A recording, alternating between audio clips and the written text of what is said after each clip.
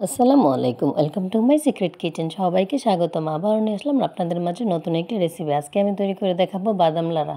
এই রোজা রমজান মাসে একদমই মুখে পানসে পানসে লাগে, মাছ মাংস খেতে একদমই ভালো লাগে না, ভর্তা ভাত বা লাড়া এরকম টাইপ কোনো কিছু খেতে একদমই অনেক বেশি ভালো লাগে। সেহরিটা আমি এই বাদাম লাড়াটা যদি করে রাখেন অনায়াসে 3-4 দিন খেতে পারবেন, নষ্ট হবে না কোনো রকম, এবং একদম তৃপ্তি সহকারে সেহরি টাইম ভাত খেতে পারবেন।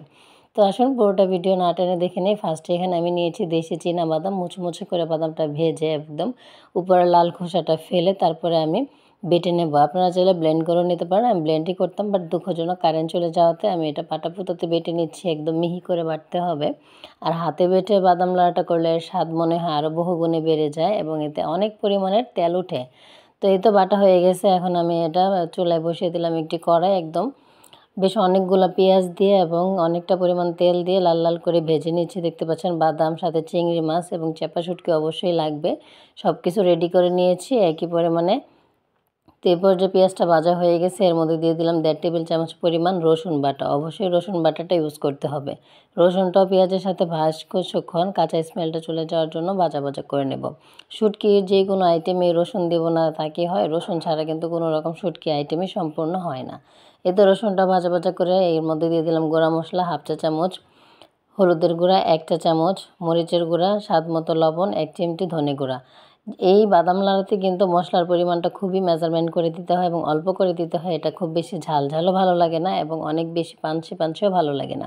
তো আমি যেই পরিমাণের দিছি এই পরিমাণের দিতে পারেন। আমি কিন্তু এখানে প্রায় 250 গ্রামের মতো বাদামের বিচি নিয়েছিলাম, 50 গ্রাম কম, বাট 200 গ্রামের বাদামের বিচি একদম বেটে করে নিয়েছি। মশলা কষিয়ে নিয়ে এলাম একটু পানি দিয়ে, এর মধ্যে বড় সাইজের একটি বাঁশপাতা শুটকি দিয়ে দিয়েছি। আপনারা চাইলে পুঁটি শুটকি দিয়েও করতে পারেন। এটা দিয়ে মশলাটা আবারও নাড়াচাড়া করে ভালো করে কষিয়ে নিয়ে এর মধ্যে দিয়ে দিলাম ছোট ছোট কুচু চিংড়িগুলো। চিংড়িটা এই পর্যায়ে দিতে হবে, একদম সিদ্ধ হয়ে যাবে, রান্নাটা একদম অনেক অনেক বেশি টেস্টি হবে। বাদামটা এই পর্যায়ে দিয়ে দিলাম একটু পানি দিয়ে মিক্সড করে হাত দিয়ে গুলে। এটা কিন্তু বাদামটা যখন দিবেন এটা অনবরত নাড়াচাড়া করতে হবে, কোনো রকম নাড়াচাড়া থাকা যাবে না, নয়তো নিচে লেগে যেতে পারে, যেহেতু এটা থেকে তেল বের হয় এবং এটা লিকুইড একটা জিনিস, নিচে মশলাটা লেগে যেতে পারে। তো এইটু চুলার আঁচটা মিডিয়ামে রেখে অনবরত নাড়তে হবে। তো আমার ভিডিওটি দেখে যদি ভালো লাগে অবশ্যই লাইক কমেন্ট শেয়ার করতে বলবেন না, চ্যানেলটি সাবস্ক্রাইব করতে পাশে থাকবেন। এবার যে দেখতে পাচ্ছেন একটু অন্ধকার লাগছে কারণ কারেন্ট ছিল না, আবারও বলছি একটু কষ্ট করে ভিডিওটা দেখে নেবেন। দেখতে পাচ্ছেন আমি কিন্তু লাড়া দিতেই আছি। এই পর্যায়ে পানিটা শুকিয়ে একদমই এটা আমি শুকনো শুকনো করে ফেলবো, যতক্ষণ পর্যন্ত না পানিটা পুরোপুরি শুকিয়ে না যাচ্ছে এবং উপর থেকে তেল ভেসে না উঠছে ততক্ষণ পর্যন্ত এটা নাড়াচাড়া করতে হবে এবং মিডিয়াম আঁচে রান্নাটা করতে হবে।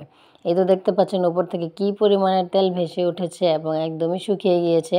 এত এত টেস্টি এবং লোভনীয়। আমি এখন রোজা রেখে ভয়েস দিচ্ছি, কি বলবো, আমার এখনই মানে খুব লোভ লাগছে। আপনারা যদি এরকম রেসিপিটি বাসায় করে রাখেন, সেহরি টাইম বলেন ইফতার টাইম বলেন, অনেক অনেক বেশি সবাই খুশি হবে এবং খেয়ে তৃপ্তি পাবে।